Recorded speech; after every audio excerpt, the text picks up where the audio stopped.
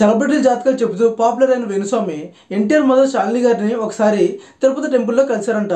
అలా కలిసిన సమయంలో ఎన్టీఆర్ జాతకం చాలా అద్భుతంగా ఉంది, రాజయోగం పడుతుంది అని వేణుస్వామి ఎన్టీఆర్ తల్లితో చెప్పారట. అయితే ఆయన మాటలు విన్న శాలిని గారు, ఎన్టీఆర్కి రాజయోగం పడుతుందని చెప్తున్నారు, కానీ ఆ జాతకంలో ఉన్న దోషం గురించి మీకు తెలియదా అని అడిగింది. దానికి వేణుస్వామి సమాధానం చెప్తూ, నాకు అన్నీ తెలుసమ్మా, ఆయన పుట్టుకలో ఉన్న దోషం కూడా నాకు తెలుసు అంటూ చెప్పేసరికి శాలిని గారు షాక్ అయిపోయారు. ఎందుకంటే ఎన్టీఆర్ పుట్టుకలో దోషం ఉందనే సీక్రెట్ ఎన్టీఆర్ గారికి, సీనియర్ ఎన్టీఆర్ గారికి, శాలిని గారికి తప్ప ఇంకొకరు తెలియదు. అలాంటిది ఆ విషయం వేణుస్వామికి తెలియడంతో శాలిని షాక్ అయింది. అలాగే జూనియర్ ఎన్టీఆర్ది మకర నక్షత్రం, అచ్చం ఈయనది కూడా జయలలిత జాతకాన్ని పోలే ఉంటుంది.